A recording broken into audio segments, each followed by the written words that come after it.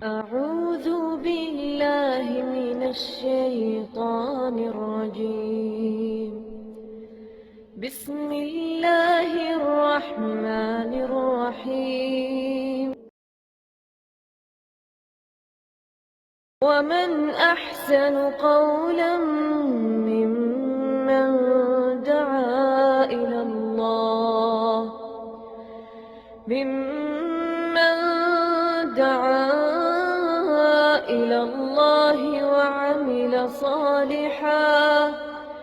وعمل صالحا وقال إنني من المسلمين.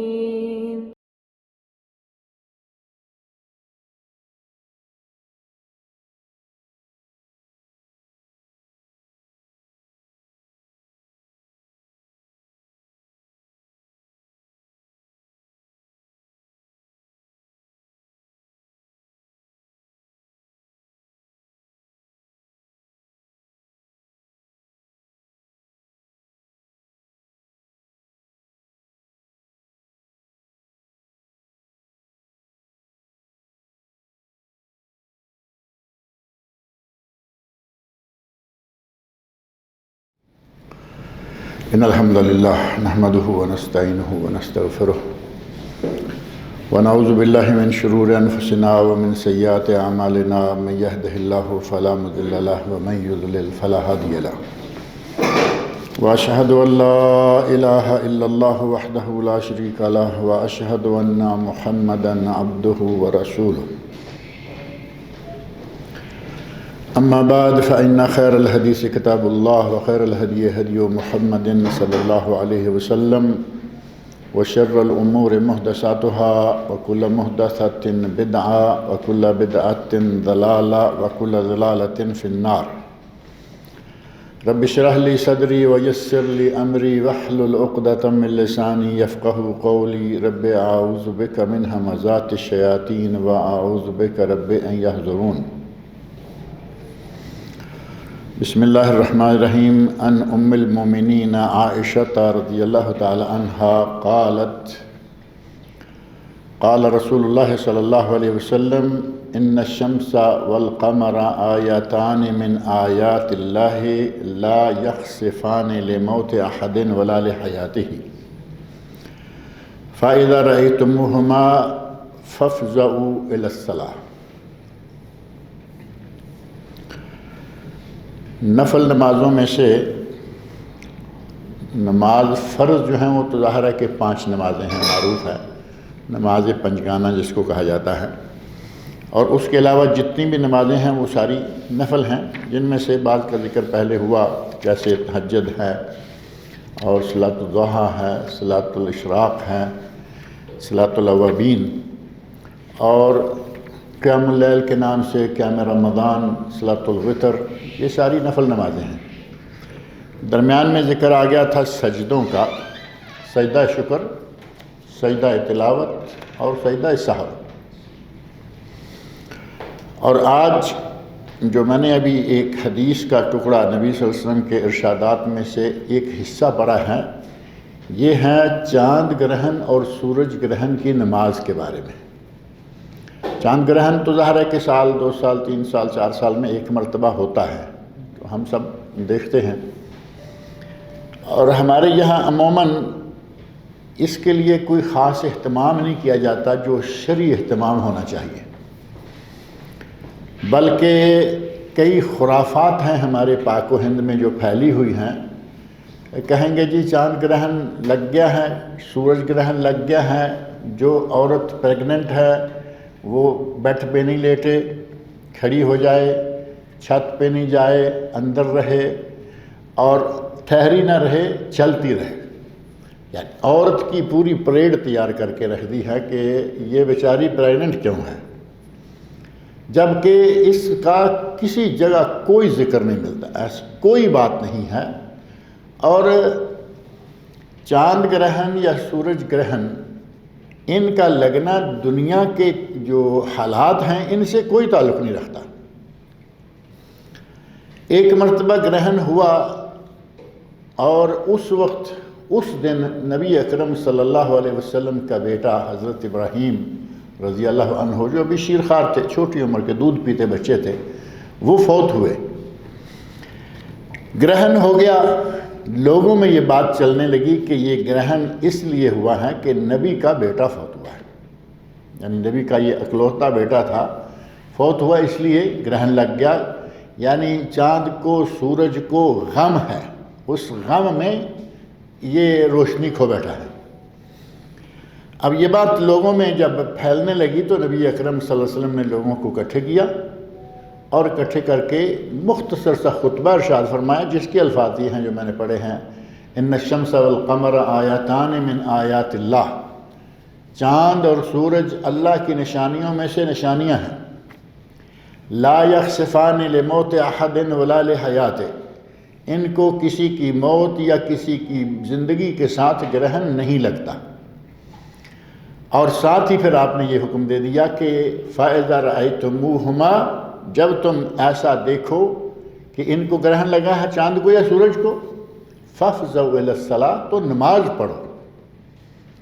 چاند گرہن اور سورج گرہن اللہ کی نشانیوں میں سے نشانی ہے، اور ہمارے لیے اس میں عبرت یقیناً ہے۔ یہ خرافات جو میں نے ذکر کر دی ہیں وہ تو ہوئی نا ہمارے خاص لوگوں میں، دیہاتی ماحول، ان پڑھ لوگ، جہالت میں پھنسے ہوئے لوگ، وہ بیچاری حاملہ عورتوں کو پریشان کرتے رہتے ہیں۔ لیکن اصلاً یہ ہمارے لیے عبرت ہے کہ اتنا بڑا آسمان پر سورج ہوتا ہے جو ساری دنیا کو چمکائے ہوئے ہے، آنن فانن اس کی روشنی دن کے وقت ختم ہو جاتی ہے۔ ساری رات کو منور کیے ہوئے چاند ہے، آنن فانن اس کی ساری نورانی کرنیں ختم ہو جاتی ہیں۔ تو یہ جو معاملہ ہے، اللہ رب العزت نے ایک خاص آیت بنائی، ایک خاص نشانی بنائی۔ اب اس خاص نشانی کی آمد پر یہ نہیں ہے کہ آدمی بالکل کچھ نہ کرے، خرافات سے بچتے ہوئے جو نبی صلی اللہ علیہ وسلم کے ارشادات ہیں ان پہ تو عمل کرنا چاہیے۔ اور وہ عمل ہے نبی اکرم صلی اللہ علیہ وسلم کا یہ ارشاد: فَإِذَا رَأَيْتُمُوهُمَا فَافْزَعُوا إِلَى الصَّلَاةِ، جب تم انہیں دیکھو کہ سورج یا چاند کو گرہن لگا ہے تو نماز پڑھو۔ اس نماز کو کہتے ہیں سورج گرہن کی نماز یا چاند گرہن کی نماز، اور عربی میں کہا گیا صلاۃ الکسوف، سورج گرہن، اور صلاۃ الخسوف، کاف اور خے کا فرق ہے دونوں کا، اور دونوں ایک دوسرے کے لیے بھی بولے جاتے ہیں۔ خسوف کہہ کے سورج گرہن، خسوف کہہ کے چاند گرہن، کسوف کہہ کے سورج گرہن، اور کسوف کہہ کے چاند گرہن، دونوں کو استعمال کیا جاتا ہے۔ لیکن عموماً جو ہے وہ کاف کے ساتھ کسوف ہو تو سورج گرہن، اور خا کے ساتھ خسوف ہو تو چاند گرہن۔ نبی اکرم صلی اللہ علیہ وسلم نے صحابہ کرام کو اس نماز کا وقت، اس نماز کا طریقہ، ساری چیزیں بتائیں کہ یہ جب تم دیکھو تو یہ نماز ادا کرو۔ اور اس چاند یا سورج کے گرہن لگنے پر جو نماز ہے، اس کا باقاعدہ اعلان کرنا ثابت ہے۔ یعنی ایک تو ہے نا کہ اذان کہی جائے، اذان نہیں، لیکن اعلان کرنا ثابت ہے۔ اور صحیح بخاری، صحیح مسلم، اسی طرح مسند امام احمد نے حضرت عبداللہ بن عمرو بن عاص رضی اللہ عنہما کی حدیث ہے، وہ کہتے ہیں کہ نبی صلی اللہ علیہ وسلم کے دور میں سورج کو گرہن لگا۔ گرہن اور گہن یہ دو لفظ ایک ہی معنی میں، گرہن بھی کہتے ہیں سورج گرہن، اور سورج گہن یعنی سورج گہنا گیا یا گرہن لگ گیا۔ تو نبی صلی اللہ علیہ وسلم نے اعلان فرمایا ان الصلاۃ جامعۃ، یعنی جیسے آدمی آج کے دور میں اسپیکر میں کہہ دے ان الصلاۃ جامعہ، اذان نہیں لیکن اعلان ہے کہ بھائی نماز جو ہے وہ تمہیں یہاں اکٹھا کرنے والی ہے، ہم نماز پڑھیں گے، یعنی نماز کسوف یا نماز خسوف کے لیے جمع ہو جاؤ۔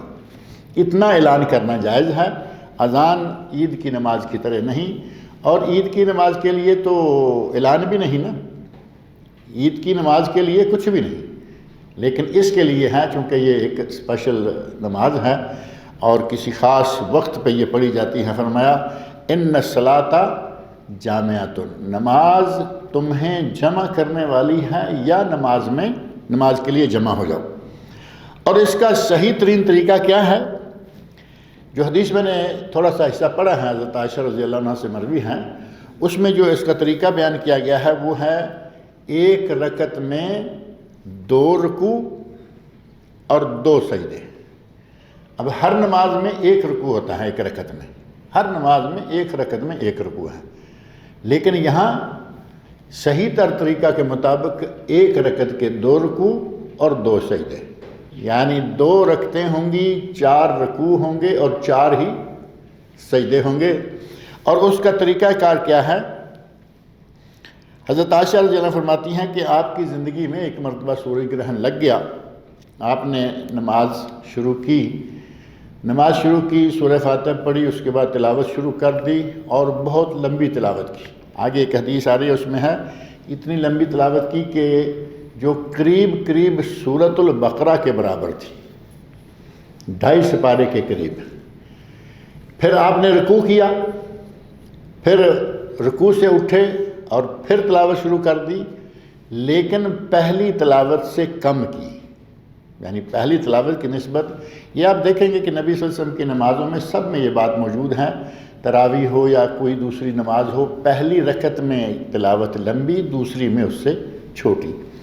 تو ایک ہی رکعت میں پہلے رکوع سے پہلے تلاوت لمبی اور دوسرے رکوع سے پہلے تلاوت جو ہے اس سے ذرا چھوٹی کی۔ پھر آپ نے رکوع کیا، سمع اللہ لمن حمدہ کہتے ہوئے اٹھے، سجدے کیے، ایک رکعت مکمل ہو گئی، 2 رکوع 2 سجدے۔ دوسری رکعت کے لیے تشریف لے کھڑے ہو گئے اور پھر آپ نے تلاوت شروع کر دی اور لمبی تلاوت کی، رکوع کیا، لمبا رکوع کیا لیکن تلاوت سے چھوٹا، یعنی یہ دونوں رکعتوں میں ہے کہ رکوع بھی بڑے لمبے لیکن تلاوت سے چھوٹے، اور رکوع کے بعد پھر آپ کھڑے ہو گئے، پھر آپ نے تلاوت شروع کر دی، اور یہ تلاوت جو ہے وہ پہلی تلاوت سے چھوٹی تھی، یعنی بالتدریج سمجھیں کہ آہستہ آہستہ ہر رکعت کی تلاوت جو ہے پہلی سے دوسری تلاوت چھوٹی ہوتی رہی۔ اور پھر نبی اکرم صلی اللہ علیہ وسلم نے رکوع کیا اور کہا سمع اللہ لمن حمدہ ربنا لک الحمد، اور کھڑے ہو کر نبی اکرم صلی اللہ علیہ وسلم نے پھر تلاوت شروع کر دی، یہ دوسری کی۔ تو اس طرح مکمل آپ نے 2 رکعتیں ادا فرمائیں، لوگوں نے جماعت کے ساتھ پڑھی، 2 رکوع اور 2 ہی سجدے ہر رکعت میں ہوئے، اور آخر میں آپ نے سلام پھیرا۔ جب آپ نماز سے فارغ ہوئے تب تک سورج صاف ہو چکا تھا۔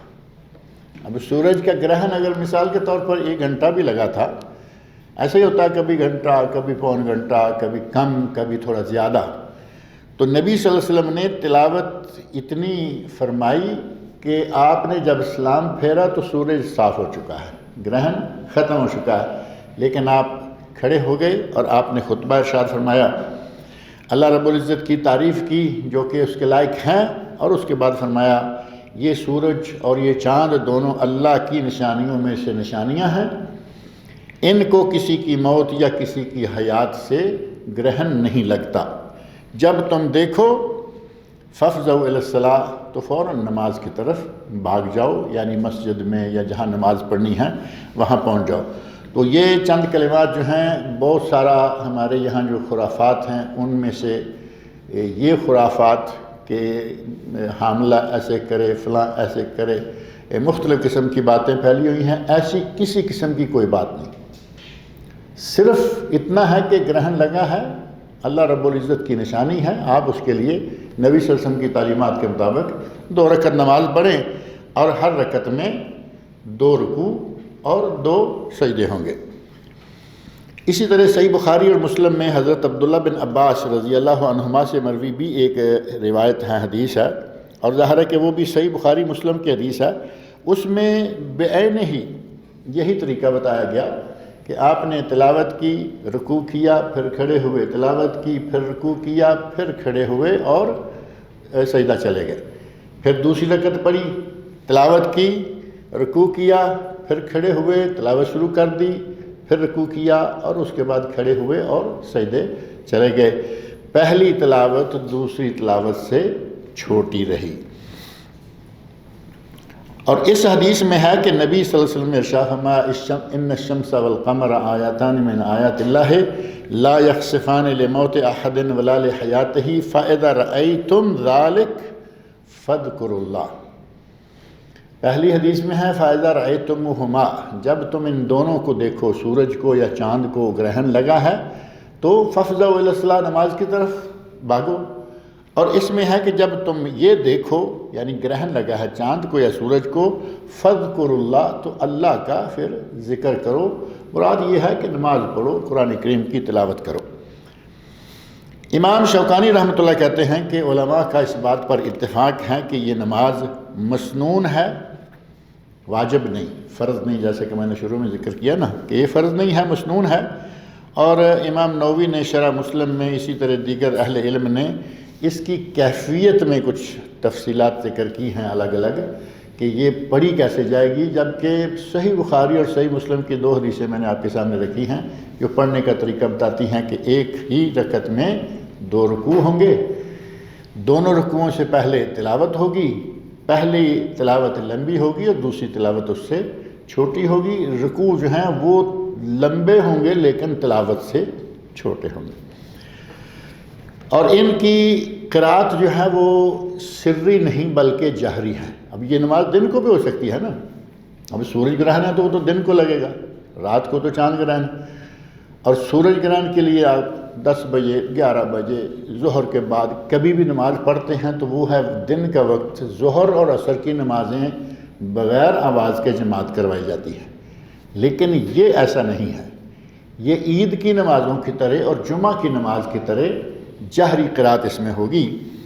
چنانچہ صحیح بخاری و مسلم میں ام المومنین حضرت عائشہ صدیقہ رضی اللہ عنہ بیان فرماتی ہیں کہ نبی اکرم صلی اللہ علیہ وسلم نے نماز خسوف میں بلند آواز سے قرأت کی، یعنی جیسے جمعہ ہے بلند آواز سے، عید الفطر ہے بلند آواز سے، اسی طرح عید الاضحیٰ ہے بلند آواز سے، حتیٰ کہ جو بارش کی نماز پڑھی جاتی ہے جس کو صلاۃ الاستسقاء کہتے ہیں وہ بھی بلند آواز سے ہے۔ اور صحیح بخاری و مسلم اور اس طرح مسند امام احمد کی ایک حدیث میں یہ الفاظ بھی آئے ہیں کہ نبی صلی اللہ علیہ وسلم کے عہد مبارک میں گرہن ہو گیا، سورج کو گرہن لگ گیا، آپ نے تکبیر کہی، لوگوں نے بھی آپ کی اقتداء میں تکبیر کہی، پھر آپ نے بلند آواز سے قرأت کی اور بڑا لمبا قیام کیا۔ مفہوم وہی ہے، یہ ذرا اس سے مختصر ہے۔ اور امام کا نماز سے سلام پھیرنے کے بعد خطبہ دینا مسنون ہے، جیسا کہ نبی اکرم صلی اللہ علیہ وسلم نے خطبہ دیا۔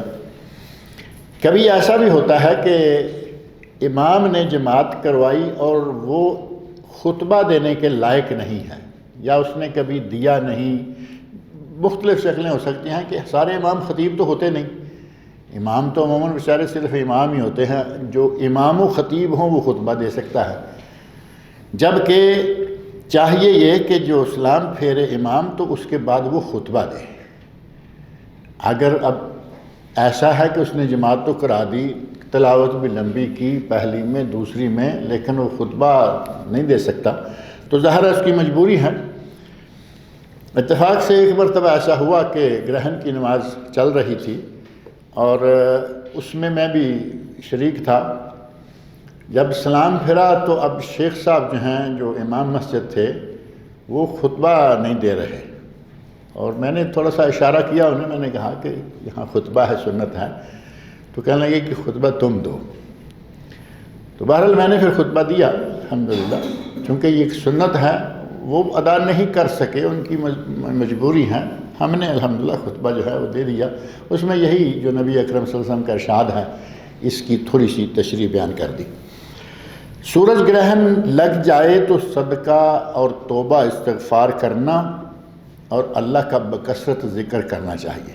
اب ایک آدمی نماز میں نہیں آ سکتا، جہاں ہے اللہ تعالیٰ کا ذکر کرے، توبہ استغفار کرے، اگر اس کو کوئی موقع ملتا ہے 4 پیسے جیب سے نکال کے اللہ کی راہ میں دے، یہ کام تو ضروری نہیں ہے نا کہ مسجد میں جا کے کرے یا جماعت میں شامل ہو کر، یہ کام تو اپنی اپنی جگہ ہر آدمی کر سکتا ہے۔ صحیح بخاری، سنن ابو داود اور مسند امام احمد میں حضرت اسماء بنت ابو بکر صدیق رضی اللہ عنہما، یہ حضرت عائشہ رضی اللہ عنہ کی بہن ہیں، وہ کہتی ہیں کہ نبی اکرم صلی اللہ علیہ وسلم نے سورج گرہن میں غلام آزاد کرنے کا حکم دیا. وہ بھی صدقہ ہے نا، جس کے پاس غلام ہے. اس وقت غلاموں کی قیمت تھوڑی ہوتی تھی، یعنی انسان کی قیمت بالکل ہی، چونکہ غلام پکڑے جاتے تھے، کنیزیں پکڑی جاتی تھی، جنگوں میں لائے جاتے تھے، تو ان کی قیمت کا اندازہ یہی تھا کہ لوگ بھیڑ بکریوں کی طرح خریدتے بیچتے تھے. نبی صلی اللہ علیہ وسلم نے مختلف طریقوں سے ایسا انداز اختیار فرمایا کہ جبراً اسے منع نہیں کیا، فطرتاً چلتا رہا، لیکن وہ ترغیبیں بتائیں کہ وہ سلسلہ ہی ختم ہو گیا. اگر کوئی آدمی قسم کھا لے، توڑ دے، کفارے کے طور پر غلام آزاد کرے، رمضان میں دن کے وقت بیوی سے مل گیا، جمع کر بیٹھا، غلام آزاد کرے. اور اسی طرح زہار ہے، کسی نے اپنی بیوی کو ماں بہن بیٹی کہہ دیا تو وہ غلام آزاد کرے، یا 60 مسکینوں کھانا کھلائے، 60 روزے رکھے، مختلف طریقوں سے. اور فرمایا کہ اگر کوئی آدمی غلام کو خرید کر یا اپنے غلام کو آزاد کرتا ہے، اس کے ہر عضو کے بدلے اللہ اس کے اعضاء کو جہنم سے آزاد کر دے گا. یعنی ایک انسان آزاد ہوا، اب اس میں 2 آنکھیں، 2 کان، 2 ناک، 1 ناک، 2 بازو، 2 ہاتھ، سارا جسم ہے نا، ہر جسم کے ہر حصے کے عوض، غلام کے جسم کے ہر حصے کے عوض اس کا ہر حصہ جہنم کی آگ سے آزاد ہو گیا. کتنی بڑی ترغیب تھی، لوگ غلام خرید کر بھی آزاد کیا کرتے تھے. نتیجہ یہ ہے کہ آج دیکھیں الحمدللہ دنیا میں کہیں غلام رہا نہیں. البتہ اس گرہن کی نماز کے وقت آپ نے یہ حکم دیا کہ غلاموں کو آزاد کرو، جیسا کہ حضرت اسماء رضی اللہ تعالیٰ عنہ کی یہ حدیث ہے. اور صحیح بخاری مسلم، اسی طرح مسند امام احمد میں حضرت عائشہ رضی اللہ عنہ فرماتی ہیں کہ نبی صلی اللہ علیہ وسلم نے ارشاد فرمایا، وہی الفاظ ہیں پہلے والے، ان الشمس والقمر آیاتان من آیات اللہ، سورج اور چاند اللہ کی 2 آیتیں ہیں، اللہ کی آیات میں سے، لا ینخسفان لموت ولا لآیات، یعنی کسی کے مرنے کا دکھ ہو، کسی کے یہاں بچہ پیدا ہونے کی خوشی ہو، ان کا ان سے کوئی تعلق نہیں. یہ دنیا کے معاملات ہیں، وہ اللہ رب العزت کے نظام کے تابع ہے. فَإِذَا رَأَيْتُمْ ذَلِكَ فَادْعُوا اللَّهَ، جب یہ دیکھو تو اللہ کو پکارو، اللہ سے دعائیں مانگو. وَكَبِّرُوا، اور بکثرت تکبیریں کہو. وَصَلُّوا، اور نماز پڑھو، نماز کسوف و خسوف. وَتَصَدَّقُوا، اور صدقہ کرو. یا اس میں 2 3 4 چیزیں آ گئیں، دعائیں مانگو، تکبیریں پڑھو، نماز پڑھو اور صدقہ کرو. نبی اکرم صلی اللہ علیہ وسلم کی ایک حدیث حضرت ابو موسیٰ اشعری رضی اللہ عنہ سے مروی ہے، صحیح بخاری اور صحیح مسلم میں ہے. کہتے ہیں کہ سورج کو گرہن لگ گیا تو نبی اکرم صلی اللہ علیہ وسلم کھڑے ہوئے اور آپ نے نماز پڑھی. نماز وہی جو پہلے ذکر ہوئی، 2 رکعتیں. نماز کے بعد آپ نے ارشاد فرمایا، اذا رأیتم شیئا من ذالک، اگر تم میں سے کوئی شخص یہ گرہن دیکھے سورج کا یا چاند کا، فافزعوا الی ذکر اللہ، تو اللہ کے ذکر کی طرف بھاگے آ جاؤ. وَدُعَائِهِ، اور اس سے دعائیں مانگو. وَاسْتِغْفَارِهِ، اور اس سے اپنے گناہوں کی بخشش طلب کرو. یعنی اللہ رب العزت نے یہ جو ایک عجیب حالت بنائی ہے، اس کو دیکھتے ہوئے رجوع کرو اپنے رب کی طرف اور اپنے گناہوں کی بخشش مانگو اللہ سے دعائیں مانگو اور اللہ رب العزت کا بکثرت ذکر کرو.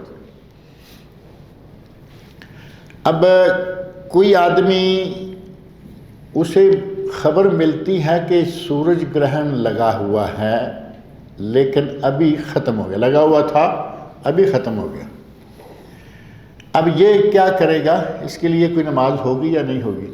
کیونکہ اس کا تو نماز کا وقت ختم ہو گیا، گویا کہ اس کا وقت بھی ساتھ ہی ختم ہو گیا. گرہن ہے تو نماز ہے، گرہن نہیں ہے تو اس کی نماز نہیں. ویسے کوئی نفل پڑھتا ہے، دن کو پڑھے رات کو پڑھے، اس کا مسئلہ الگ ہے. صحیح بخاری، صحیح مسلم اور مسند امام احمد میں حضرت مغیرہ بن شعبہ رضی اللہ تعالیٰ عنہ بیان کرتے ہیں کہ نبی صلی اللہ علیہ وسلم کے دور میں سورج کو ایک دن گرہن لگ گیا، جس دن کے فرزند رسول حضرت ابراہیم رضی اللہ عنہ نے وفات پائی تھی۔ تو اس وقت جیسے میں نے ذکر کیا، احادیث میں یہ تفصیل ملتی ہے، بعض روایات میں کہ لوگوں نے یہ کہا کہ یہ نبی کے بیٹے کی وفات کے غم میں سورج کو گرہن لگ گیا ہے، سورج بے نور ہو گیا ہے۔ تو نبی صلی اللہ علیہ وسلم نے ان کی یہ غلط فہمی دور کرنے کے لیے کہ کہیں لوگوں کے دماغ میں یہ بات نہ بیٹھ جائے کہ نبی کا بیٹا تھا، اکلوتا تھا، پیارا تھا، نبی کا دل، نبی کی دل، کہا نہیں، کچھ نہیں، یہ اللہ کی نشانیاں ہیں، سورج چاند اللہ کی نشانیاں ہیں، یہ کسی کی موت یا کسی کی پیدائش یا زندگی سے کوئی تعلق نہیں رکھتی، ان کو گرہن ان وجوہات سے نہیں لگتا۔ فَإِذَا رَأَيْتُمُوهُمَا، جب تم دیکھو کہ گرہن لگا ہے، فَادْعُوا اللَّهَ، تو اللہ کو پکارو، دعائیں مانگو، وَصَلُّوا، نمازیں پڑھو، اور صلاۃ الکسوف، صلاۃ الخسوف جو بھی ہیں وہ پڑھو، حتیٰ ینجلی، یہاں تک کہ گرہن ختم ہو جائے، یعنی نماز پڑھتے رہو جب تک کہ گرہن ختم۔ اب 2 رکعتیں نماز پڑھنا شروع کی، اندازہ تھا کہ یہ 1 گھنٹے میں ختم ہو جائے گا، 1 گھنٹہ نماز پڑھی لیکن وہ ابھی باقی ہیں، تو پھر دوبارہ نماز شروع کرنے کی ضرورت نہیں ہے، ذکر کریں، اللہ تعالیٰ سے توبہ استغفار کریں، جیسا کہ ہیں کوئی صدقہ کریں، اس وقت کو اسی انداز سے گزاریں۔ اور اسی طرح کی نمازیں جو غیر فرض نمازیں ہیں، ان میں سے ایک ہے نماز استسقاء۔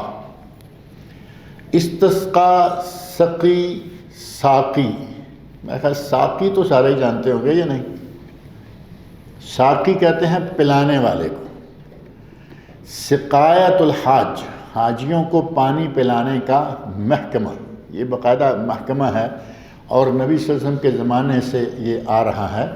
حضرت عباس رضی اللہ عنہ اس محکمے کے اس وقت انچارج تھے۔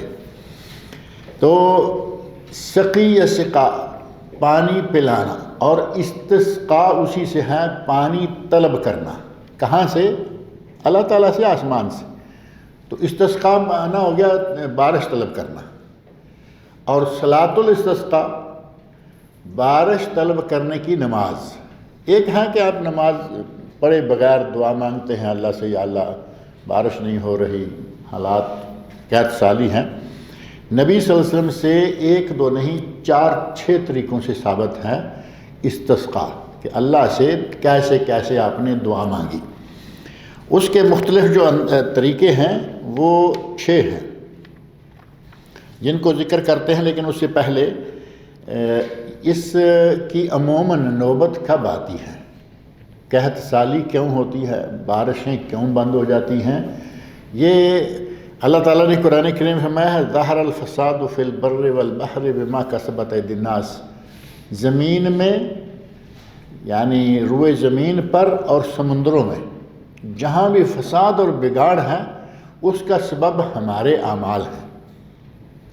بما کسبت ایدی الناس، لوگوں کے ہاتھوں کی کمائی کے نتیجہ میں یہ سارے بگاڑ ہیں۔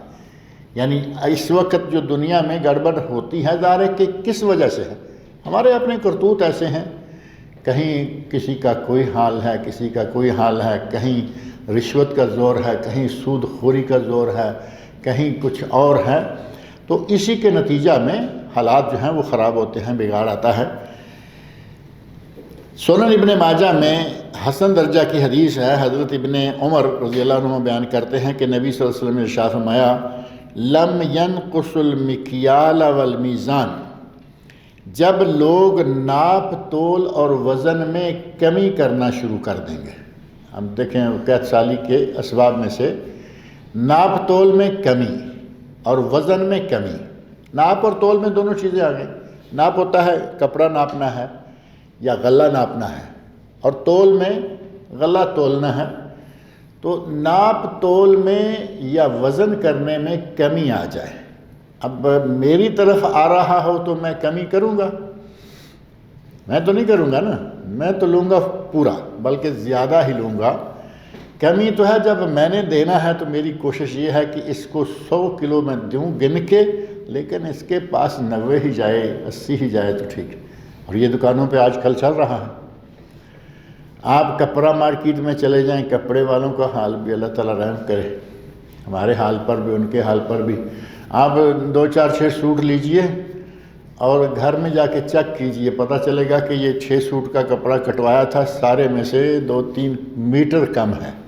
وہ جب کرتے ہیں نا ایسے کھینچتے ہیں، ان کا اپنا ایک طریقہ کار ہوتا ہے کہ وہ میٹر کو چاہے ہر میٹر پر اتنا ہی کیوں نہ کم کریں گے، کچھ نہ کچھ کریں گے، ہر آدمی نہیں الا ماشاء اللہ۔ تو یہ ہے جان بوجھ کر ناپ تول میں کمی کرنا۔ لوگوں کو کپڑا بیچ رہے ہیں، پیسے پورے لیں گے، کپڑا کم دیں گے۔ دکاندار ہے، دکانوں میں آپ کو معلوم ہے کہ 2 کام ہوتے ہیں۔ بڑی دکانوں میں تو صرف بیچتے ہیں، لیکن چھوٹی دکانوں میں 2 کام کرتے ہیں، کچھ چیزیں لیتے ہیں اور کچھ دیتے ہیں۔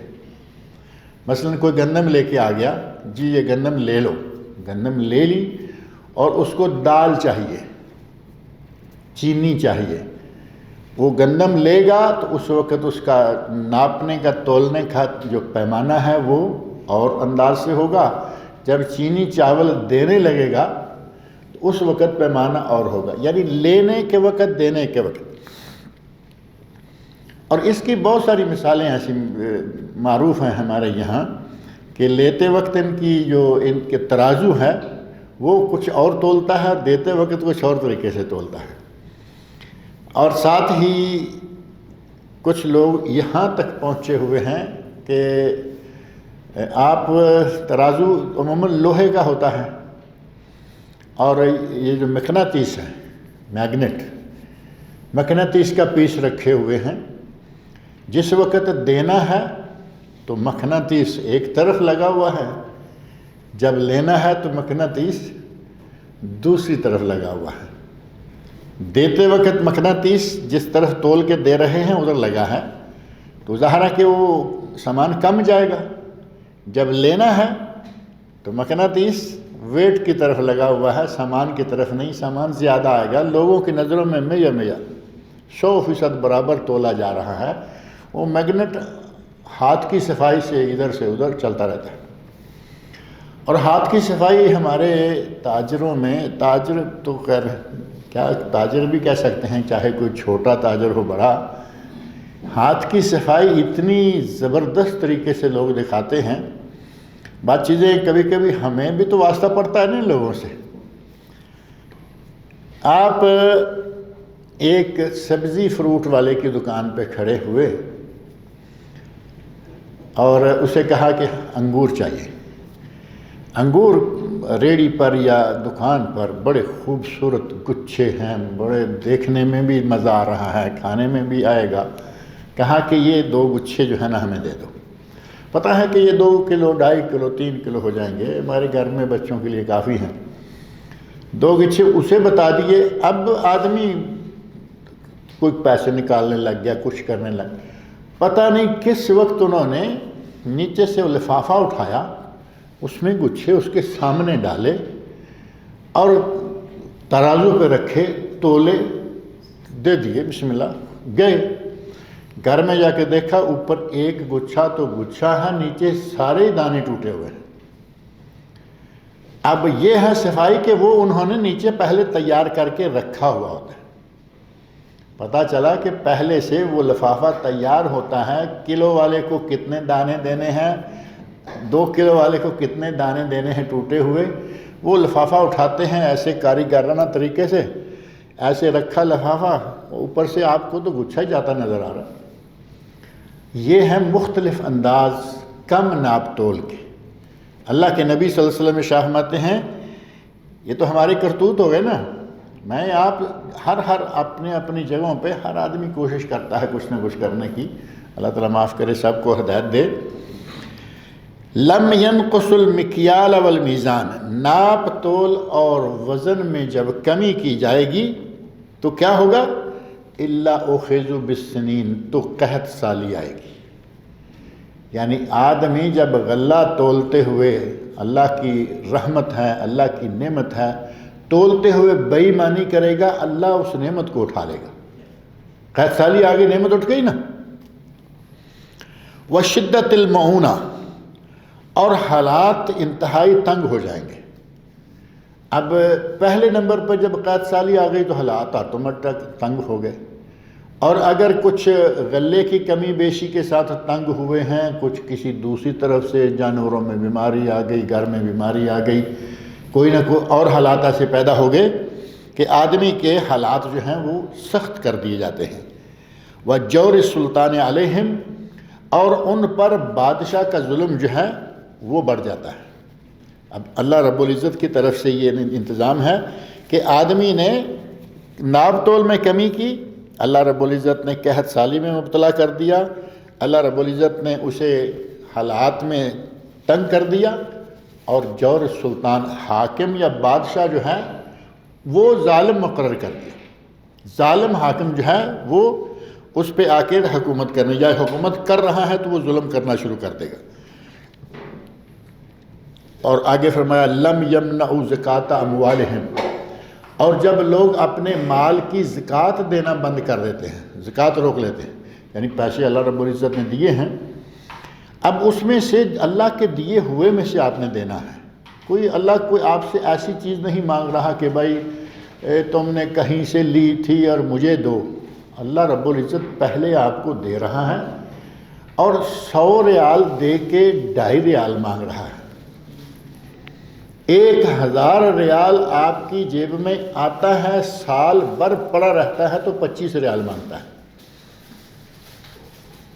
اگر 1,00,000 ریال آپ کے پاس سال بھر پڑا رہے تو 2,500 صرف دینا ہے۔ 1,00,000 ریال کھا پی کے جو بچا ہوا آپ کے پاس رہے گا اس پہ 2,500 دینے ہیں۔ اب ہے کوئی اس میں تکلیف والی بات؟ اللہ کی نعمتیں اللہ نے دیں، کھا پی کے مزے کے ساتھ یہ بچے پڑے رہ گئے 1,00,000، اللہ نے کہا اس میں سے 2,500 اپنے رشتہ دار۔ اور یہ زکوٰۃ کا پیسہ کوئی اللہ کو تھوڑا جاتا ہے، اللہ مانگتا ہے تو اس کا معنی یہ نہیں ہے کہ ہم وہاں بھیج دیں، وہاں تو ہمارے دلوں کا تقویٰ جائے گا۔ یہ پیسے تو ہم اپنی خالہ کو، پھوپھی کو، چچا کو، تایا کو، بھائی کو، بہن کو، ہم اپنے ہی لوگوں کو پیسے دیتے ہیں، ان کا کام ہو جاتا ہے، ہمارا فریضہ بھی ادا ہو گیا، اجر و ثواب بھی بن گیا۔ اور ہم نے تیر کون سا مارا؟ اللہ ہی کے دیے ہوئے تھے، انہی میں سے تھوڑے سے 40واں حصہ۔ اللہ رب العزت کا احسان دیکھیں، کرم دیکھیں کہ جتنا سال بھر پڑا رہا اس میں سے 40واں حصہ مانگا ہے۔ 39 حصے آپ کے، 40واں مجھے دیں۔ 100 میں سے 2.5 ریال، 1000 میں سے 25 ریال، 40واں حصہ بنتا ہے۔ 1,00,000 میں سے 2,500 ریال۔ آپ ارشاد فرماتے ہیں وَلَمْ يَمْنَعُوا زَكَاةَ أَمْوَالِهِمْ، جب لوگ اپنے مالوں کی زکوٰۃ روک لیں گے، إِلَّا مُنِعُوا الْقَطْرَ مِنَ السَّمَاءِ، تو آسمان سے بارش بند ہو جائے گی۔ یعنی لوگ اپنے مال کی زکوٰۃ نکالنا بند کر دیں گے، اللہ بارش نازل کرنا بند کر دیں گے۔ بارش نازل نہ ہوگی تو کیا ہوگا؟ قحط سالی ہوگی، غربت آئے گی، پریشانیاں آئیں گی، مختلف قسم کی تکلیفیں پہنچیں گی، انسان تو انسان، جانور تک مرنا شروع ہو جاتے ہیں۔ وَلَوْلَا الْبَهَائِمْ لَمْ يُمْطَرُوا، نبی صلی اللہ علیہ وسلم فرماتے ہیں کہ بندے اپنی زکوٰۃ روک دیں، اللہ بارش روک دیتا ہے۔ اگر زمین پر جانور نہ ہو تو تمہیں بارش کبھی نہ ملے۔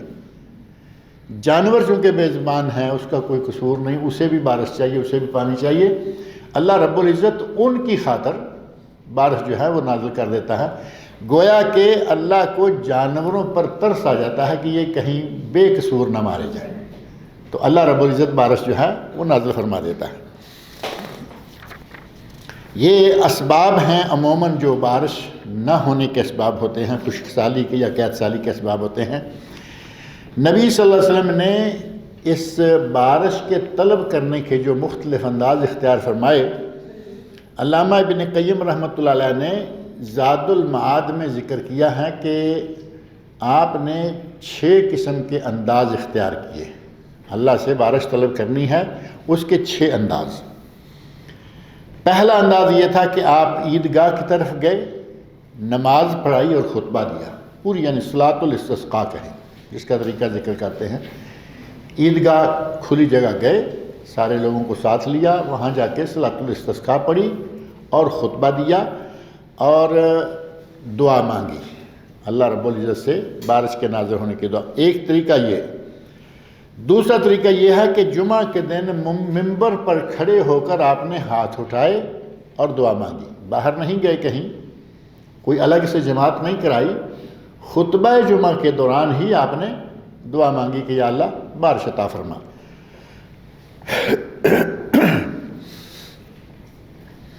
اور تیسرا طریقہ یہ ہے کہ آپ نے جمعے کے علاوہ ممبر پر کھڑے ہو کر دعا فرمائی۔ جمعہ تو نہیں تھا، عام حالات تھے، عام دن تھا، لیکن آپ مسجد میں آئے، ممبر پہ کھڑے ہو گئے اور آپ نے دعا فرمائی، اور اس میں آپ سے نماز کا ذکر ثابت نہیں ہے، یعنی اس حدیث میں یہ نہیں ہے کہ نماز پڑھی اور پھر دعا کی مسجد میں، نہیں، ایسے ہی مسجد میں آئے، ممبر پہ کھڑے ہو کر آپ نے سارے لوگوں کے سامنے دعا کی۔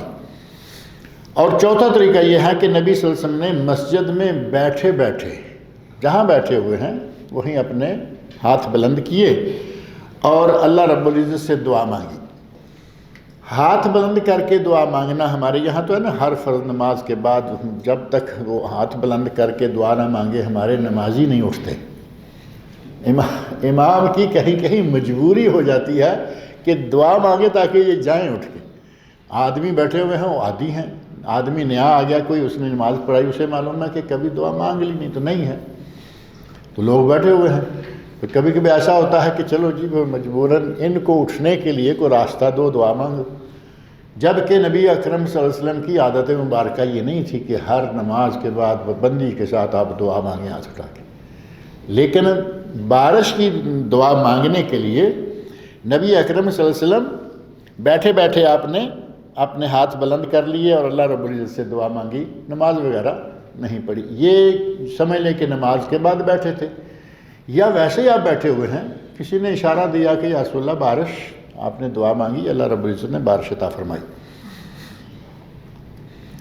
اور بارش مانگنے کا پانچواں طریقہ یہ ہے کہ نبی صلی اللہ علیہ وسلم نے مسجد سے باہر مقام زورا جگہ ہے، اس کے قریب ایک دوسری جگہ ہے احجار زیت، یہ مدینہ منورہ میں مسجد نبی کے باہر جگہ ہیں، وہاں بارش کے لیے دعا کی، یعنی مسجد میں داخل نہیں ہوئے، اپنے گھر میں نہیں ہیں، مسجد سے باہر نکل کے مقام زورا کے پاس احجار زیت جگہ ہے، وہاں کھڑے ہو کر آپ نے دعا مانگی، اللہ رب العزت سے بارش طلب کی، اللہ رب العزت نے بارش عطا فرمائی۔ اور چھٹا طریقہ اللہ سے بارش مانگنے کا نبی صلی اللہ علیہ وسلم نے یہ بھی اختیار کیا کہ اپنے بعض غزوات میں نبی صلی اللہ علیہ وسلم نے جنگ کے لیے گئے، دشمنوں کے ساتھ مقابلہ کے لیے گئے، اور دشمنوں نے قبضہ کر لیا پانی پر، یعنی ظاہر ہے کہ ہر آدمی کی کوشش ہوتی ہے کہ پانی میرے قبضے میں آ جائے۔ آپ جنگ کے لیے روانہ ہوئے، جس جگہ میدان جنگ طے ہوا، دشمنوں نے وہاں کے پانی پہ جاتے ہی پہلے قبضہ کر لیا۔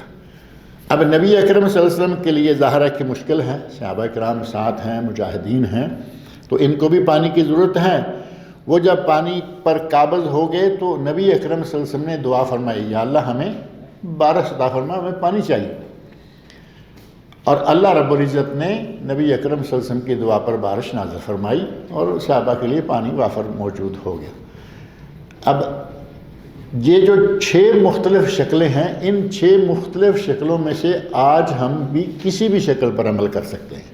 اب ظاہر ہے کہ ہر روز صلاۃ الاستسقاء تو نہیں پڑھی جاتی نا، سال میں یہاں عموماً 1 یا 2 مرتبہ پڑھتے ہیں، لیکن دعائیں جمعے کے خطبے میں مانگتے ہیں، نمازوں کے بعد مانگتے ہیں، موقع بموقع لوگ مانگتے رہتے ہیں، لہذا دعائیں کرتا رہنا چاہیے۔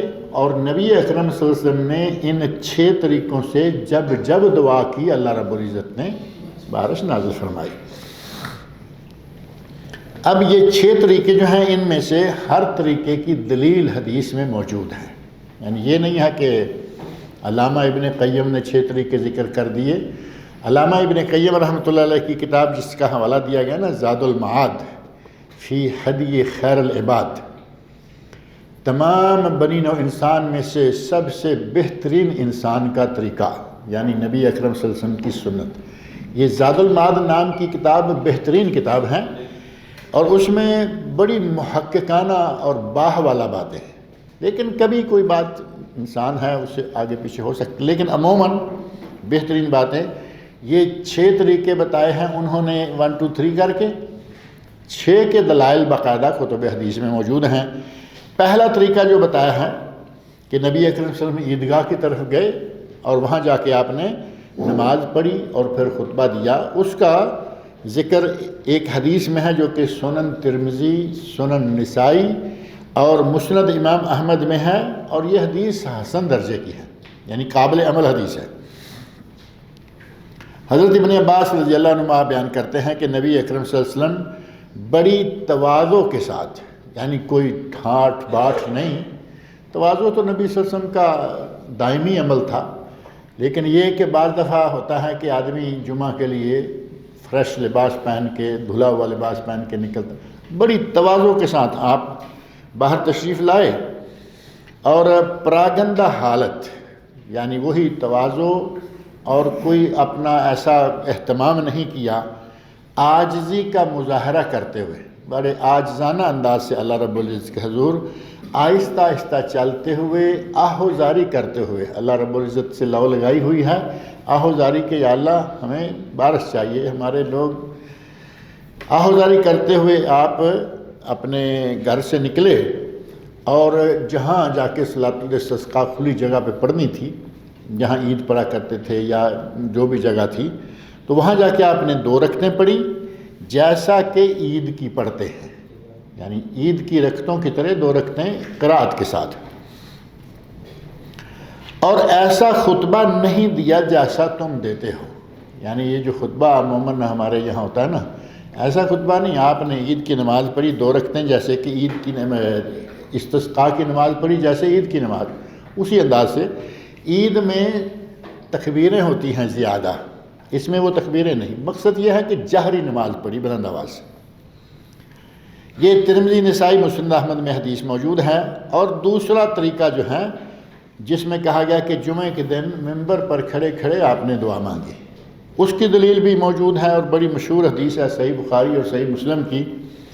ایک آدمی مسجد میں داخل ہوا، دروازے سے داخل ہوتے ہی اس آدمی نے کہنا شروع کر دیا، اور دروازہ کون تھا جو دارالقضاء کی طرف، مسجد کے ایک پہلو میں دارالقضاء تھا، دارالقضاء جہاں آپ کہہ لیں کہ کورٹ ہے، جج صاحب بیٹھتے ہیں، نبی صلی اللہ علیہ وسلم فیصلے کیا کرتے تھے، جو اس طرف دروازہ کھلتا ہے اس دروازے سے ایک آدمی داخل ہوا۔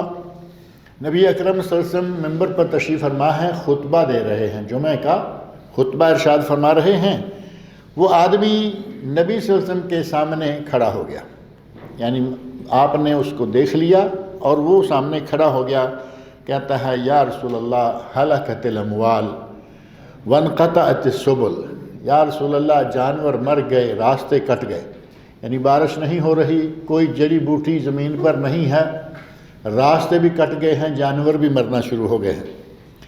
فد اللہ یغثنا، اللہ سے دعا مانگیے کہ وہ ہمیں بارش عطا فرمائے، یعنی بڑی وہ تکلیف میں ظاہر ہے کہ صحابی بھی آیا، جانور مر رہے ہیں، راستے کٹ گئے، اللہ سے دعا مانگیے کہ اللہ تعالیٰ ہمیں بارش عطا فرمائے۔ قالا، صحابی راوی حدیث کہتے ہیں حضرت انس بن مالک رضی اللہ عنہ، فرفع رسول اللہ صلی اللہ علیہ وسلم یدیہ، نبی اکرم صلی اللہ علیہ وسلم نے خطبہ کے دوران ہی اپنے ہاتھ اٹھا دیے، اور آپ کبھی اتنے اونچے ہاتھ نہیں اٹھایا کرتے تھے جتنے اونچے ہاتھ آپ بارش کے لیے اٹھاتے تھے۔ عام حالت میں آپ سینے کے سامنے ہاتھ رکھ، بارش کے لیے آپ نے ہاتھ اٹھائے کہ آپ کی بغلوں کی سفیدی نظر آنے لگی، یعنی بغلوں کی سفیدی سامنے کب نظر آئے گی؟ جب یہ کوہنی تھوڑی اونچی ہو جائے گی، تو بارش کے لیے ہاتھ جو ہے وہ زیادہ اونچا اٹھایا جا سکتا ہے، عام حالت میں نہیں۔ ثم قال اللہم اغثنا اللہم اغثنا اللہم اغثنا، 3 مرتبہ نبی اکرم صلی اللہ علیہ وسلم نے یہ دعا فرمائی، یا اللہ ہمیں بارش عطا فرما، یا اللہ ہمیں بارش عطا فرما، یا اللہ ہمیں بارش عطا فرما۔ نبی اکرم صلی اللہ علیہ وسلم نے یہ دعا مانگی اور آپ منبر سے نیچے تشریف لائے، جمعہ مکمل، خطبہ مکمل ہوا۔ صحابی یہاں مختصر سی حدیث ہے، معاملہ ختم ہو گیا، جبکہ تفصیل کے ساتھ اس حدیث میں یہ بات موجود ہے کہ ہم مسجد سے باہر نکلے، آسمان کے وسط میں ایک چھوٹی سی بدلی آئی، بادل چھوٹا سا ٹکڑا آیا، آسمان پہ پھیلا، بارش شروع ہو گئی۔ ہم بھاگ کے اپنے گھروں میں گئے۔ 8 دن بارش ہوتی رہی، اس جمعہ سے شروع ہوئی، اگلے جمعہ تک بارش ہوتی رہی۔ وہی دارالقضاء والا دروازہ اور وہی صحابی وہیں سے داخل ہو کے کہتا ہے یا رسول، وہی الفاظ، ہلاکت الاموال وانقطعت السبل، یا رسول اللہ جانور مر گئے، راستے کٹ گئے۔ اب پانی حد سے زیادہ ہو جائے گا تو جانور مریں گے، راستے کٹیں گے، پھر وہ جڑی بوٹی نہیں ہوگی۔ نبی اکرم صلی اللہ علیہ وسلم مسکرائے، فرمایا کہ انسان کتنا کمزور ہے، کل یہ پانی مانگنے کے لیے گڑ گڑا رہا تھا، آج پانی کو روکنے کے لیے گڑ گڑا۔ ساتھ ہی آپ نے ارشاد فرمایا اللہم حوالینا ولا علینا، اے اللہ اس بارش کو کہیں ادھر ادھر لے جا، ہمارے اوپر سے ہٹا دے۔ الاودیۃ والاکام، اے اللہ اسے پہاڑوں میں لے جا، پہاڑوں کی وادیوں میں لے جا، مدینہ کا ماحول جو ہے وہ صاف کر دے۔ کہتے ہیں کہ جمعہ پڑھ کے ہم باہر نکلے، سورج میں چلتے ہوئے ہم اپنے گھروں میں گئے۔ نبی اکرم صلی اللہ علیہ وسلم کا دعا مانگنا ظاہر ہے کہ اس کا اپنا ایک مقام تھا۔ بہرحال یہ کہ انسان بھی کتنا کمزور ہے، مانگ کے چیز لیتا ذرا زیادہ ہو گئی تو ایک ہی نکتہ جو ہے آدمی کو رحمت سے زحمت کی طرف، ایک ہی نکتے سے رحمت کی راہ پہ نکتہ ڈالیے تو کیا ہو گیا؟ زحمت۔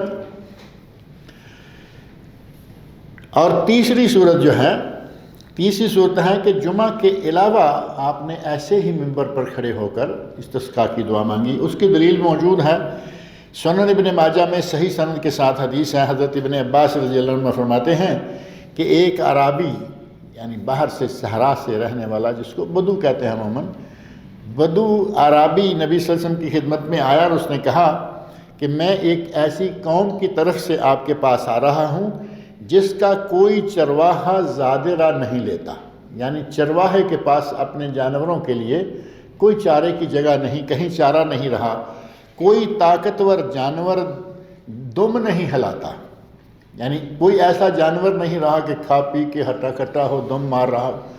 جانور کمزور ہو گئے ہیں اور جو چرواہے ہیں ان کے پاس زادرہ لینے کے لیے کوئی چیز نہیں بچی۔ نبی اکرم صلی اللہ علیہ وسلم اسی وقت منبر پر تشریف لے گئے اور آپ نے اللہ رب العزت کی حمد و ثنا بیان کی اور اس کے بعد یہ دعا مانگی، اللہم اسقنا غیثا مغیثا، اے اللہ ہمیں بارش عطا فرما سیراب کرنے والی، مریئن طبقن، جو بہترین انجام والی ہو، خوب بھرپور ہو، مریعن غدقن، اے اللہ وہ سبھی علاقوں میں بڑے قطروں والی بارش ہو، عاجلاً جلدی ہو، غیر رائسن دیر سے نہ آئے۔ ان کلمات کے ساتھ نبی اکرم صلی اللہ علیہ وسلم نے دعا فرمائی اور اللہ رب العزت نے اس دعا کو قبول فرمایا۔ آپ اتنی دعا کر کے منبر سے نیچے اتر آئے۔ راوی حدیث کہتے ہیں کہ آپ کے دعا کر کے منبر سے نیچے اتر آنے کے بعد جو شخص جس علاقے سے بھی آیا اس نے آ کے بتایا کہ ہمارے یہاں بارش ہوئی ہے۔ نبی صلی اللہ علیہ وسلم کی دعا اللہ رب العزت نے اس انداز سے قبول کی کہ یہ نہیں کہ مدینہ میں بارش ہوئی، جو جدھر سے بھی آیا ہر آدمی آ کے کہہ رہا ہے کہ ہمارے علاقے میں آج بارش ہوئی ہے۔ اور چوتھی صورت جو بیان کی گئی طریقہ کار کی نبی صلی اللہ علیہ وسلم کے دعا مانگنے کی، کہ آپ نے مسجد میں بیٹھے بیٹھے منبر پہ چڑھے بغیر اپنے ہاتھ اٹھائے اور دعا مانگی۔ اس کی دلیل سنن کبریٰ بیہقی، مستدرک امام حاکم اور سنن ابو داود میں صحیح سند سے ثابت ہیں۔ حضرت جابر بن عبداللہ رضی اللہ عنہما بیان کرتے ہیں کہ لوگ بارش نہ ہونے کی شکایت کرتے ہوئے روتے ہوئے نبی صلی اللہ علیہ وسلم کے پاس آئے۔ اب بارش نہ ہو اور آدمی کا سارا انحصار ہی بارش پر ہو، کوئی چیز کھانے پینے والی نہ بن سکے، جانوروں کے لیے چارہ نہ بن سکے، تو وہ روئے گا نہیں تو کیا کرے گا؟ لوگ روتے ہوئے نبی صلی اللہ علیہ وسلم کی خدمت میں آئے، بارش کی شکایت کی کہ بارش نہیں ہے۔ آپ نے دعا فرمائی اور دعا میں الفاظ جو ہیں وہ تقریباً وہی ہیں جو پہلی حدیث میں گزرے نا، اللہم اسقنا غیثا مغیثا مریئا مریعا نافعا غیر ضار۔ یہ الفاظ الگ ہیں کہ یا اللہ وہ بارش نفع بخش ہو، نقصان دہ نہ ہو۔ نفع بخش یعنی جتنی چاہیے اتنی ہو، زیادہ ہوگی تو نقصان دہ ہو جائے گی۔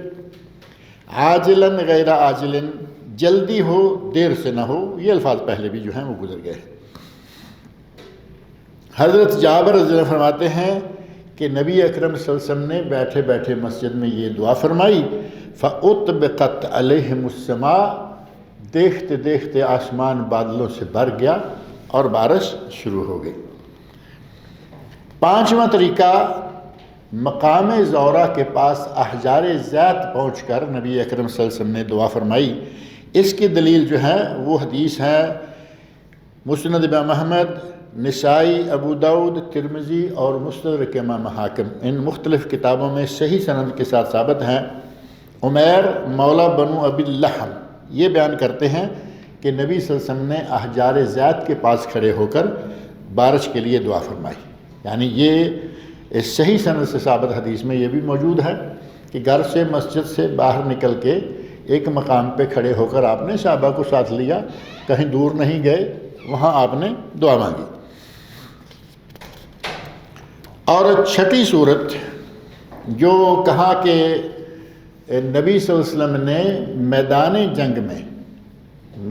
جنگ میں پہنچ کر نبی صلی اللہ علیہ وسلم نے اللہ سے بارش کی دعا مانگی، تو زاد المعاد میں علامہ ابن قیم رحمۃ اللہ علیہ نے لکھا ہے کہ بعض غزوات میں نبی صلی اللہ علیہ وسلم جب تشریف لے گئے تو دشمنوں نے پانی کے کنویں پر یا پانی کے چشمے پر جہاں پانی جمع تھا اس پہ قبضہ کر لیا۔ اب مسلمانوں کے لیے پانی کی کوئی صورت نہیں ہے، تو نبی اکرم صلی اللہ علیہ وسلم سے لوگوں نے اس صورتحال کا تذکرہ کیا۔ نبی صلی اللہ علیہ وسلم نے دعا فرمائی کہ یا اللہ ہمیں بارش عطا فرما۔ اس وقت بعض منافق جو موجود تھے، ظاہر ہے کہ منافقین نبی صلی اللہ علیہ وسلم کے زمانے میں تھے، اور خاص طور پر مدینہ میں جب حکومت آپ کے ہاتھ میں آ گئی، جو کھل کر اعلان نہیں کر سکتا کہ میں نہیں ہوتا مسلمان، وہ چھپے ہوئے اندر سے کافر، زبان سے مسلمان، کیا کہتے ہیں، منہ میں بغل میں چھری، منہ میں رام رام۔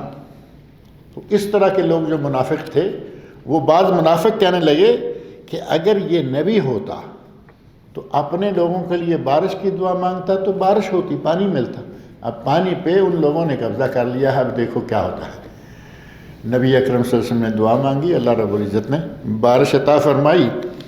نبی ہونے کا ثبوت تو انہیں مل گیا، لیکن وہ ماننے والے کہاں ہوتے ہیں؟ مشرکین مکہ نے کتنے کتنے مطالبے کیے، کہا کہ چاند 2 ٹکڑے ہو کے آ جائے، اللہ رب العزت نے کر کے دکھا دیا، کہا دیکھو کتنا بڑا جادوگر ہے، چاند کو بھی 2 ٹکڑے کر کے دکھا۔ تو یہ چیزیں پہلے انبیاء کے زمانے سے، حضرت صالح علیہ السلام سے کہا پہاڑ سے اونٹنی نکل کے آ جائے، اونٹنی نکل کے آ گئی، پہاڑ سے ان کے سامنے دیکھتے بڑے سائز کی اونٹنی نکل کے آ گئی، تندرست و توانا خوبصورت، اللہ رب العزت کی نشانی تھی۔ تو کہا دیکھو پہاڑ میں سے اونٹنی نکال دی، اور پھر اس اونٹنی کو قتل کر دیا۔ انبیاء کے لوگ جو ہیں وہ اس طرح کرتے آ رہے ہیں کہ معجزہ طلب کیا کہ ہم مان لیں گے، قبول کر لیں گے اگر یہ ہو گیا، اور جب ہو جاتا تو پھر وہیں پلٹ کر دوبارہ وہ کہتے ہیں کتے کی دم کو کتنا عرصہ بھی نلی میں ڈال کے رکھو، جب نکالو تو وہ ٹیڑھی ہی نکلتی ہیں۔ نبی اکرم صلی اللہ علیہ وسلم تک یہ بات پہنچی کہ منافقین کہہ رہے ہیں کہ اگر یہ نبی ہوتا تو دعا مانگتا اور بارش ہو جاتی۔ آپ نے ارشاد فرمایا آوا قد قالو، کیا یہ بات ان لوگوں نے کہی ہے؟ عسیٰ ربکم ان یسقیکم، ان قریب اللہ تمہیں بارش عطا فرمائے گا، یعنی ہم دعا مانگیں گے اللہ یقیناً بارش۔ ثم بسط یدیہ، پھر آپ نے اپنے ہاتھ پھیلا دیے، ودعا، اور دعا مانگی، فما رد یدیہ من دعائہ حتی اذلہم السحاب، آپ نے ابھی اپنے ہاتھ نیچے نہیں کیے، بادل آ گیا، وَأُمْطِرُوا، اور بارش شروع ہو گئی۔ یعنی آپ ابھی دعا مانگ رہے ہیں، ہاتھ ابھی دعا مانگ کے نیچے بھی نہیں کیے، آسمان بادلوں سے بھر گیا اور بارش شروع ہو گئی۔ فَأَفْعَمَ السَّيْلُ الْوَادِي، یا فَأَعَمَّ السَّيْلُ الْوَادِي، اس بارش نے پوری وادی کو پانی سے بھر دیا۔ وادی جو ہے وہ ساری پانی پانی ہو گئی، پانی جل تھل ہو گیا۔ فَشَرِبَ النَّاسَ وَارْتَوَوْا، لوگوں نے پانی پیا اور خوب پیٹ بھر کر پیا۔ بارش کی دعا کے لیے ہاتھ اٹھانا سنت ہے، یعنی دعا جیسے میں نے پہلے ذکر کیا ہے کہ نبی صلی اللہ علیہ وسلم بارش کے لیے تھوڑا بھی بہت زیادہ ہاتھ اٹھایا کرتے تھے۔ صحیح بخاری صحیح مسلم میں یہ حدیث موجود ہے، لا يرفع يديه في شيء من دعائه، نبی صلی اللہ علیہ وسلم دعاؤں میں ہاتھ اٹھایا نہیں کرتے تھے، یا یوں کہیں کہ بہت زیادہ بلند اٹھایا نہیں کرتے تھے، الا فی الاستسقاء، اگر بارش کی دعا ہوتی تو آپ فإنه كان يرفع يديه، آپ اتنا ہاتھ اونچا اٹھاتے حتی یرا بیاض ابطیہ، یہاں تک کہ آپ کی بغلوں کی سفیدی نظر آنے لگتی۔ تو بارش کی دعا میں ہاتھ زیادہ اٹھانا جائز ہے۔ بارش کے لیے خطبے میں کیا بیان کیا جائے، یہ بات پہلے بھی ذکر ہو گئی ہے نا۔ تو یہ حدیث ہے حضرت ابو اسحاق السبیعی کی، جو کہ عبداللہ بن یزید انصاری ہیں، ان کی حدیث ہے صحیح بخاری میں۔ اسی طرح حضرت عبداللہ بن مسعود رضی اللہ عنہ کی حدیث ہے صحیح بخاری اور مسلم میں، اور حضرت انس بن مالک رضی اللہ عنہ کی حدیث ہے صحیح بخاری اور مسلم میں۔ اس میں وہ کہتے ہیں کہ نبی اکرم صلی اللہ علیہ وسلم کا جو طریقہ کار تھا وہ یہ تھا کہ لوگوں کو اللہ کی اطاعت کی ترغیب دی جائے کہ اے لوگو اللہ کی نافرمانی چھوڑ دو، اور امام اور مقتدی سارے مل کر اللہ سے توبہ استغفار کریں۔ امام کو بھی تو ضرورت ہے نا، انہی لوگوں میں سے ہوتے ہیں، سارے لوگ مل کر توبہ استغفار کریں۔ امام یا جو خطیب ہے وہ لوگوں کو اللہ کی نافرمانیوں سے ڈرائے، اللہ کی اطاعت کرنے کی طرف ترغیب دلائے، اور قحط سالی یا خشک سالی کے خاتمے کی اللہ سے دعائیں مانگیں۔ یہ خطبہ جو ہے نا اس کا صلاۃ الاستسقاء کا، اس میں یہ چیز آنی چاہیے۔ اور جب امام دعا کے لیے قبلہ رخ ہو تو اپنی چادر کو پلٹ لے، یعنی یہ ایک طریقہ ہے اس کا صلاۃ الاستسقاء کا، کہ امام جب قبلہ رخ ہوتا ہے، خطبہ دے کے فارغ ہوا، اب قبلہ رخ ہو کر دعا مانگے، لوگوں کی طرف منہ کر کے نہیں، قبلہ کی طرف منہ کر کے دعا مانگے، اور اپنی چادر کو الٹ لے۔ چادر کو الٹنے کا کیا معنی ہے؟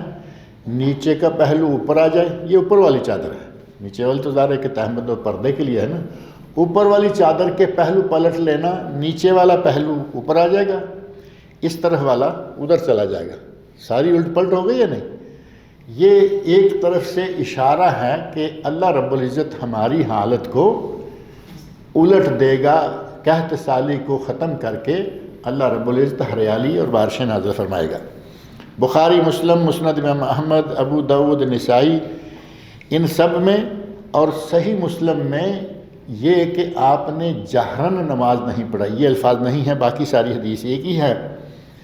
حضرت عبداللہ بن زیاد رضی اللہ عنہ کہتے ہیں کہ میں نے اس دن نبی صلی اللہ علیہ وسلم کو دیکھا، آپ نماز استسقاء کے لیے نکلے، آپ نے لوگوں کی طرف اپنی کمر کر لی، خطبے سے فارغ ہو کے لوگوں کی طرف پیچھا کیا اور قبلہ کی طرف منہ کر لیا، چہرہ مبارک قبلے کی طرف کر لیا، دعا مانگنے لگے، پھر آپ نے چادر الٹی کر لی، یعنی چادر کے پہلو پلٹ لیے، اور پھر آپ نے 2 رکعتیں پڑھائیں اور ان رکعتوں میں بلند آواز سے قرات کی۔ یہ طریقہ ہے صلاۃ الاستسقاء کا تفصیل کے ساتھ۔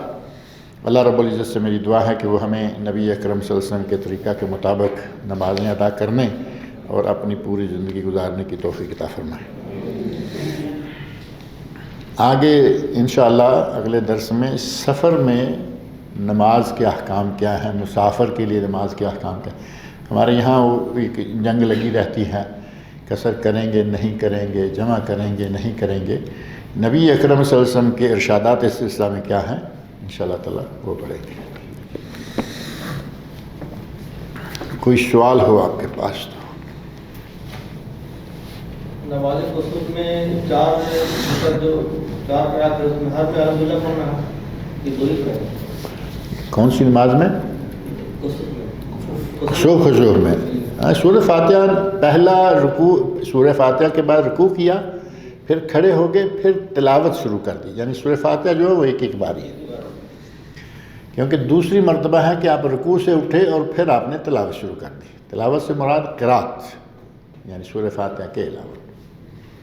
مقصد رکعت کو لمبا کرنا ہے تاکہ جو گرہن کا وقت ہے وہ تلاوت قرآن کے دوران، نماز کے دوران گزر جائے۔ یہ جماعت میں پڑھ سکتے ہیں، اکیلے نہیں پڑھ سکتے؟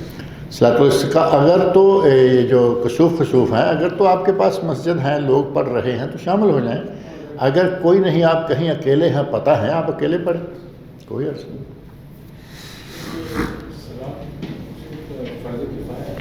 صلاۃ الکسوف جو ہے یہ غیر فرض نمازوں میں سے ہے، یعنی غیر فرض ہیں، پڑھنی چاہیے۔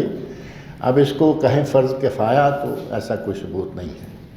جتنی بھی غیر فرض نمازیں ہیں ان میں سے کسوف، استسقاء، خسوف، یہ ساری نمازیں شامل ہیں۔ کسی نے کہا ہے کہ کوئی بھی دلی میں جاتا ہے تو وہاں پہ پڑھی جانی چاہیے۔ ظاہر ہے کہ جب یہ اللہ رب العزت کی خاص ایک نشانی ہے تو یہ اللہ کے نبی نے ترغیب دلائی ہے کہ فوری طور پر اکٹھے ہو جاؤ، نماز پڑھو، ذکر کرو، صدقہ کرو، تو یہ پڑھنی چاہیے۔ ہو سکے تو ہر مرتبہ شرکت کرنی چاہیے۔ یہ تو روز لگتی بھی نہیں نا، کبھی کبھار ظاہر ہے کہ یہ خسوف ہوتا ہے، سالوں میں ایک مرتبہ آتا ہے، کبھی چاند کا، کبھی سورج کا۔ تو جب بھی یہ واقع ہو، نبی صلی اللہ علیہ وسلم ہمارے ہیں، جب بھی تم یہ دیکھو کہ کسوف کچھ ہوا ہے، فافزعوا الی الصلاۃ، نماز کی طرف بھاگو۔